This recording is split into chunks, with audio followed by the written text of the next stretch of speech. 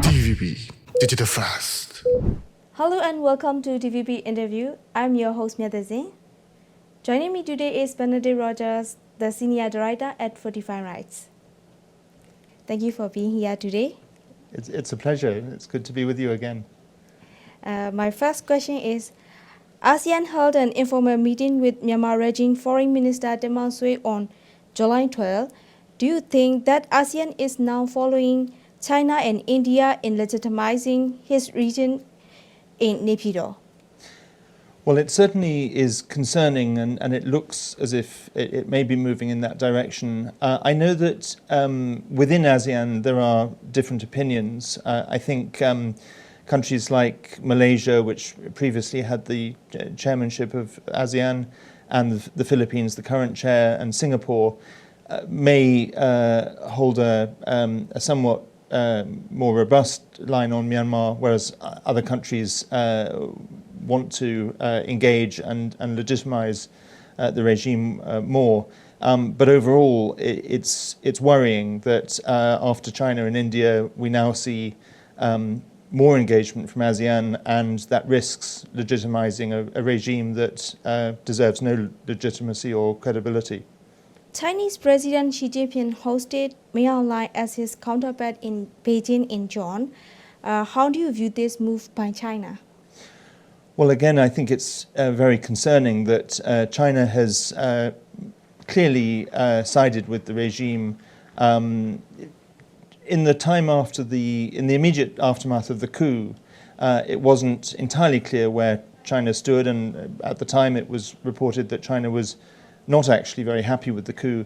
But clearly over the last 5 years it's moved to put all its cards on the side of the regime, and it's doing so politically in terms of legitimizing the regime, but obviously it's supporting the regime massively with economic investment, with military support, arms, and diplomatic support internationally. So I think that's very concerning.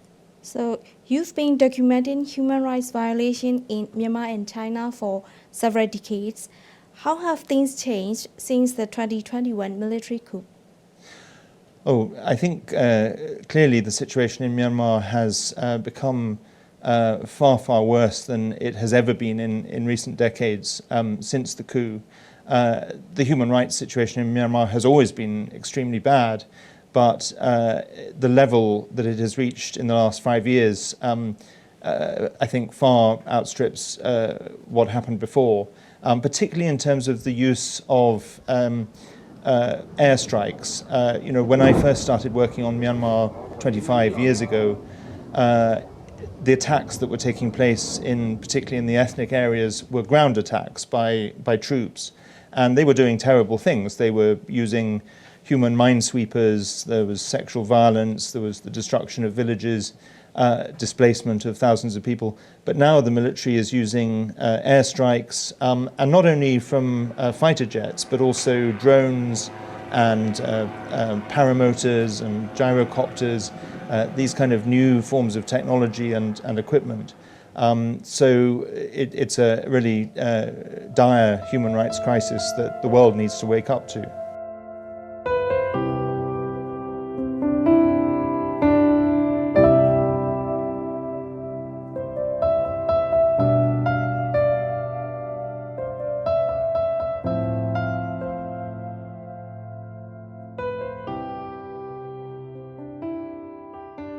It's been over 5 years since the coup. So how would you assess the current human rights situation in Myanmar? I would say it's one of the worst human rights situations in the world, but it's not receiving the attention that it deserves. And that's partly because in the world today we have so many crises, from Putin's war in Ukraine, Gaza, of course the current crisis in Iran, and many other situations. But Myanmar deserves to be up there among all these other situations in terms of getting attention and international action, because what's happening, both in terms of airstrikes, in terms of the number of political prisoners. For a long time after the coup, until fairly recently, I think the number of political prisoners was around 22,000. I know there have been some releases in recent months, but still I think the number is around 14,000 now, which is far higher than it ever was under previous military regimes. I remember under the Than Shwe regime, I think the highest number of political prisoners was around 2,000 to 3,000, and that's a terrible number. I mean, one political prisoner is one too many, but for there to be 22,000 or 14,000 now is really shocking. So it is one of the worst human rights situations in the world, and it needs much more attention and action from the international community. So, what do you see as the biggest obstacle to stopping the military's atrocities? I think probably the support that it's receiving from China and Russia in terms of finance and military equipment is the biggest obstacle. If it didn't have the air power that it has, I think there's a reasonable chance that the opposition pro-democracy armed groups could have potentially succeeded or certainly gained much more ground. And when I was in the region about a year ago, it looked very much like the military was on the back foot and the opposition forces were gaining ground. But it now looks like the military is advancing again, and that's largely because it has air power and it has, many more arms than the opposition, and that's largely coming from China and Russia. I think the other obstacle is the support it's getting, not necessarily militarily, but certainly economically and diplomatically from other countries like India and ASEAN.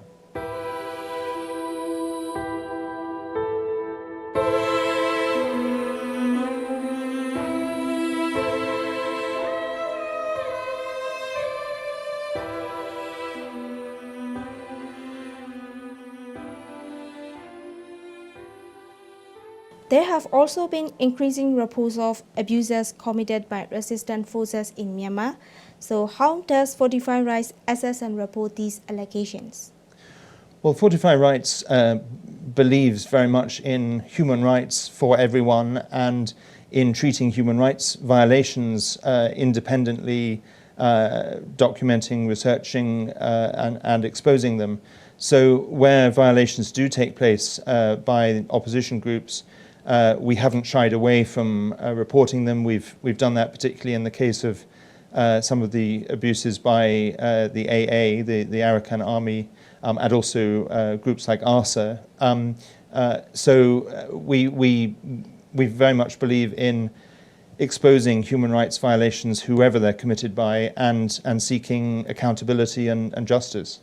What is the current status of the Rohingya genocide case against Myanmar at the ICJ and those under universal jurisdiction? So the case at the ICJ in The Hague, Fortify Rights founder and CEO Matthew Smith spent several weeks in The Hague earlier this year during as the case was proceeding. We're now awaiting the ICJ's judgment, and we don't know exactly when that will come. I think we can safely assume that it will come before the end of the year, we hope, but we'll have to wait and see. In terms of the universal jurisdiction cases, there are several at different stages. Obviously, there was a case in Argentina some while ago. There's the very beginnings of possible cases opening in Timor-Leste and Indonesia, and they're all at different stages of advancement. But I think universal jurisdiction is a tool that should be used wherever possible, and I welcome the fact that these cases are underway. Do you believe these legal proceedings can deliver justice for victims in Myanmar, including Rohingya? I believe they can. I think if there is a truly independent judicial process that looks at the evidence that is presented to them, matches that evidence with what international law says about human rights violations, then I have confidence that justice can be done. What more can the international community do to hold Myanmar's military accountable for crimes it has committed? I think, first of all, the international community should be paying much more attention to Myanmar. And there have been multiple warnings, not only from human rights NGOs, but from, for example, the previous United Nations Special Rapporteur, Tom Andrews, and also the UN High Commissioner for Human Rights, Volker Turk, who've both been very outspoken within the UN system about how grave the situation in Myanmar is. And it's a matter of political will for member states within the UN to really step up. So I hope that will happen. I hope that countries that believe in democracy and human rights will find ways to counter those that are trying to legitimize the regime. And most of all, I think two steps are needed to hold the regime to account. One is the judicial mechanisms that we've just spoken about, the ICJ and universal jurisdiction. But the other is greater enforcement and implementation of targeted sanctions, not sanctions against the people of Myanmar, but sanctions against the military and their enterprises. And of course, there are some sanctions in place by the United States, the United Kingdom, the EU, and some others. But the UK, for example, has not imposed any new sanctions for some time now, and certainly not since the sham elections. So I think there's a need for the UK and other countries to impose new sanctions to send a signal that we don't accept this regime that is in power because of sham elections, a sham parliament, and we should be enforcing those sanctions. Basically, the way to address the situation is to try to do everything possible to cut the lifelines of support for the regime, financial lifelines, diplomatic lifelines, military lifelines. There should be enforcement of an international arms embargo. There should be action to stop the supply of jet fuel to the military that enables them to carry out their airstrikes. And there should be increased efforts to hold the regime and the perpetrators of human rights violations to account.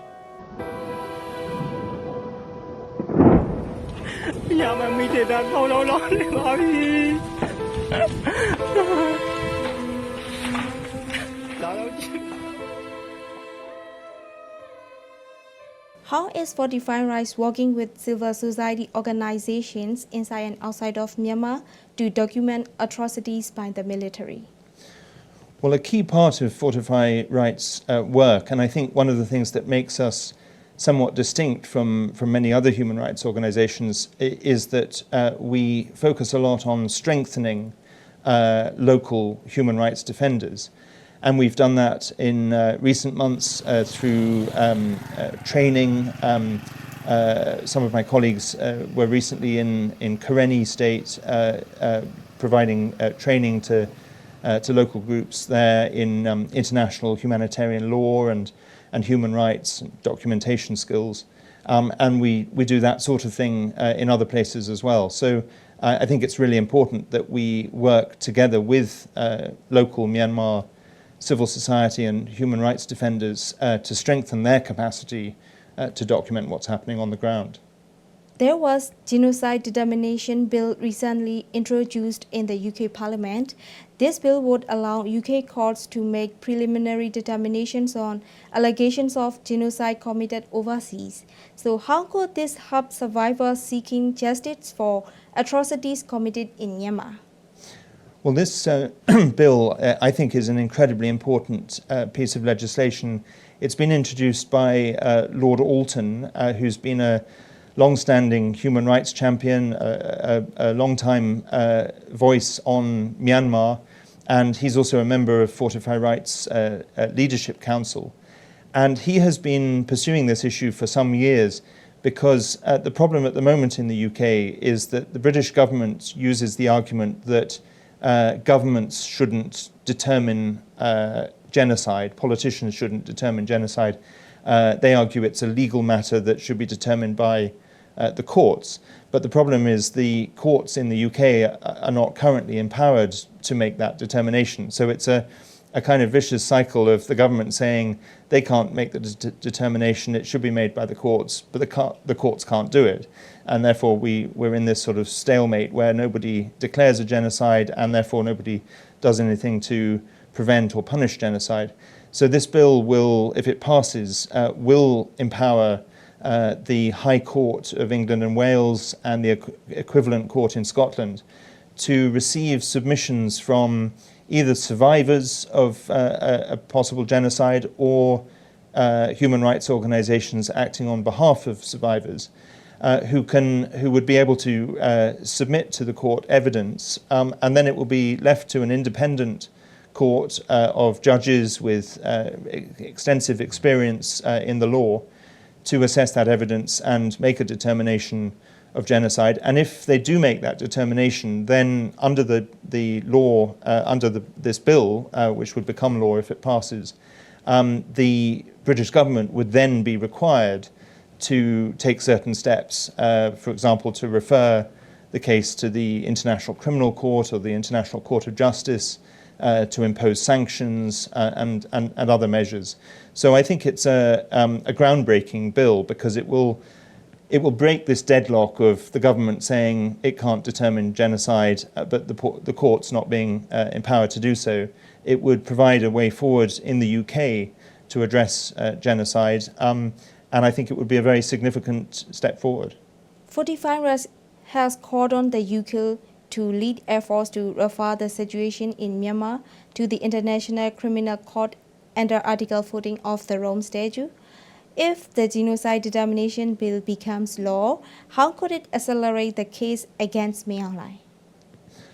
Well, it could certainly accelerate the case because if this bill becomes law, people from Myanmar or organisations on their behalf would be able to submit evidence to the High Court in England and Wales or the equivalent court in Scotland.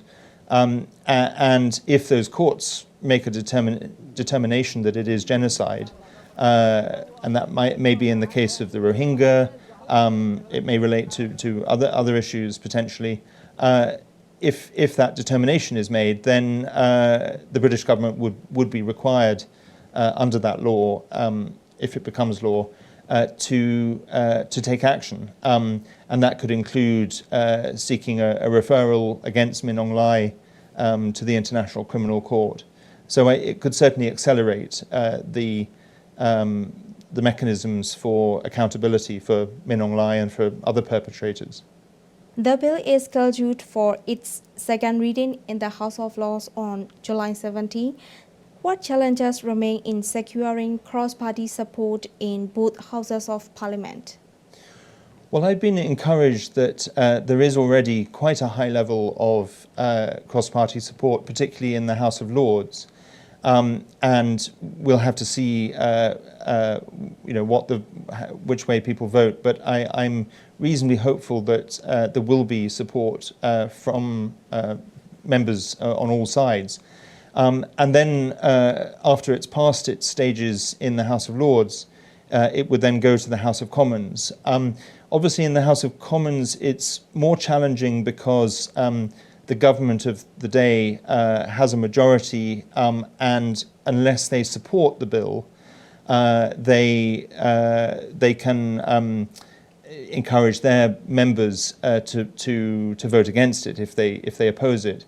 So ideally I hope the government itself will support this bill, but if they don't, I hope at least they will stay neutral and not actively oppose it, and give their own members in the House of Commons the freedom to vote according to their own consciences.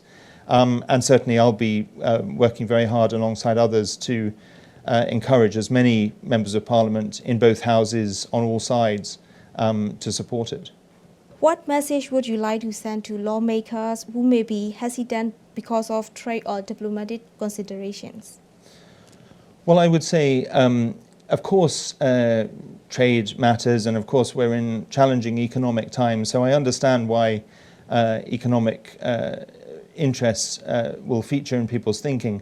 But trade should never be at the cost of genocide. We shouldn't be trading with countries or regimes that are perpetrating what's known as the crime of crimes. I mean, genocide is the worst crime under international human rights law. And surely anyone with a conscience would agree that no matter how important trade or diplomatic relations are, we shouldn't be silent on genocide.